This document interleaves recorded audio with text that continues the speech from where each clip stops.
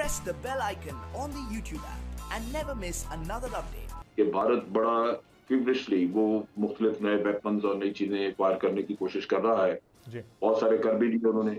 तो नेचुरली वो पैसा डिफेंस पे बेतहाशा लगा रहे हैं इस ख्याल से कि दुनिया को ये बावर कराते हैं कि चाइना के अगेंस्ट जबकि वो इस्तेमाल करते हैं पाकिस्तान के खिलाफ। ये आपने देखा कि S-400 उन्होंने डिप्लॉय किए हैं पाकिस्तान के बॉर्डर्स पे और दूसरी तरफ वो S-500 को इवेल्युएट कर रहे हैं, रशिया ने उनको ऑफर किया है।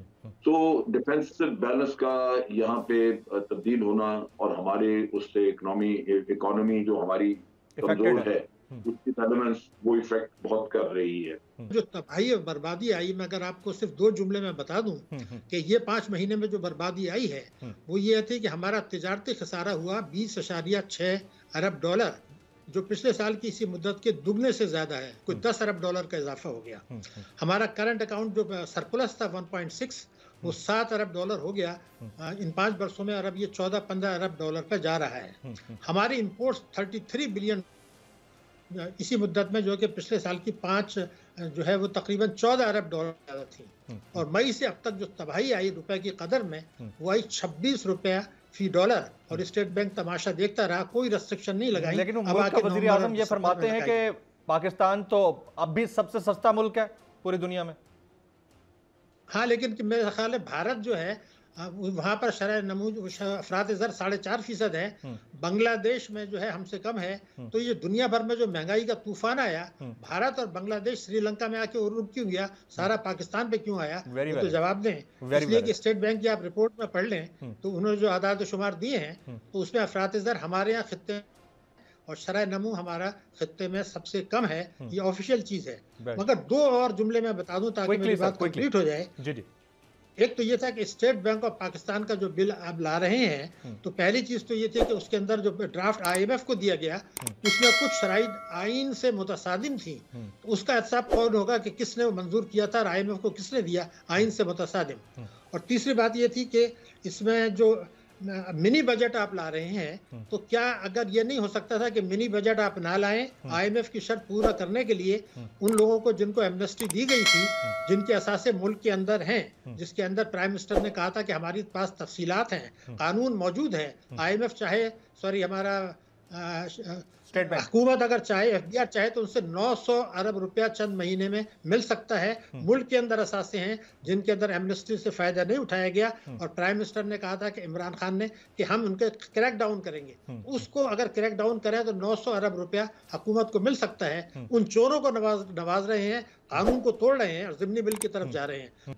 और जहां तक अफगानिस्तान का ताल्लुक है वो भी आपने देखा कि अभी तक वहां पे स्टेबिलिटी नहीं, और अभी तो हम वहां पे जो इंसानी अलमिया बन रहा है भूख और अफलास का, उसी को दूर करने के चक्कर में है। जो आप देखिए कि बड़ी इब्तदाई स्टेजेस में है, बैंकिंग चैनल वगैरह भी खुल रहे हैं। तो कामयाबियां तो किसी हद तक आप कह लीजिए कि ये अफगानिस्तान के नुक्ता निगाह से तो बड़ी अच्छी कामयाबी है, लेकिन ये कि इससे भी अभी बहुत सारे इफेंट बट्स हैं। आपने देखा कि चंद दिन पहले एक तालिबान के साथ उनके लोकल लेवल पे एक बदमजगी भी हुई, गलतफहमी हुई, जहां वो हमारी फेंस वगैरह उठा के ले गए। ये लोकल लेवल पे ये इश्यूज उठेंगे, जिससे आपके सिक्योरिटी के मसले भी वेस्टर्न साइड पे अभी रहेंगे जब तक कि अफगान तालिबान की अपनी गवर्नमेंट मजबूत नहीं हो जाती, वो ऑल इंक्लूसिव नहीं बन जाती। What about diplomatic channels? हम मुसलसल एब्सोल्युटली नॉट अमेरिका को बोलते रहे हैं। हम पाकिस्तान में OIC के एक सेशन को होस्ट कर चुके हैं, तो बार बार एक तरफ एब्सोल्युटली नॉट बोलना और दूसरी तरफ एक्सपेक्ट करना, इज इट राइट सर? नहीं, मेरा ख्याल है ये ठीक किया इन्होंने। उसकी वजह मैं बताता हूँ जी। देखिए, ये एब्सोल्युटली नॉट से पहले ही हमें IMF और FATF में फंसा के रखा हुआ देखिए जी, और ये उन्होंने छोड़ना नहीं दिया, इसी तरह चलेगा। आप अब क्योंकि अगर सही समझ सकें पिछले 20 सालों में, तो वो ये है कि आप उनकी एक मदद कर दें, एक जो वो चाहते हैं वो उनका हुक्म मान के काम कर दें, लेकिन वो आपसे अपना प्रेशर नहीं हटाते, क्योंकि उन्होंने आगे आपको डू मोर कहना है।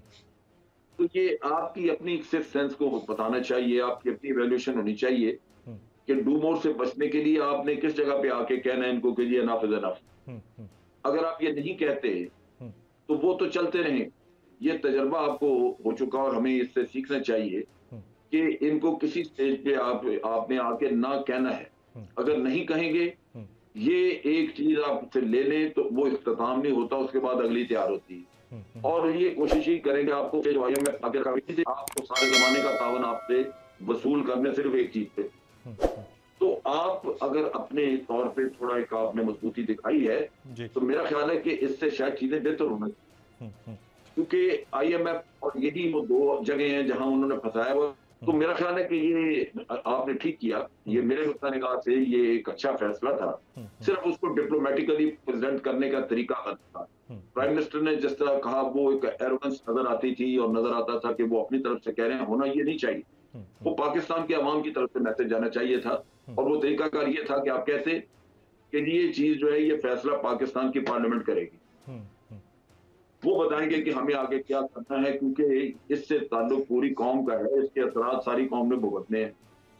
और पार्लियामेंट से ना करवाते, पार्लियामेंट कहती कि जनाब नथिंग डूइंग, बस बहुत हो गया। सवाल ही पैदा नहीं होता कि दुनिया में आपको कोई चैलेंज करता है या आपसे बुरा मना। राइट, मतलब ये है कि हम यहाँ पे चूंकि पॉलिसी खुद लेके चल पड़ते हैं एज इंडिविजुअल, तो उसके मुज़मरात बिल्कुल मुख्तलिफ होते हैं, क्योंकि वो समझा जाता है कि इस आदमी को रास्ते से हटा दिया जाए तो फिर बाकी सारे तैयार हैं हमारी मदद करने। आप ये कहना चाह रहे हैं कि इसका तरीकाकार जरा मुख्तलिफ हो सकता था और उससे चीजें बेहतर हो सकती थी अगर हम पार्लियामान से ये अप्रूव कराते, तो एरोगेंस भी नजर ना आती और फेस सेविंग भी मिल जाती।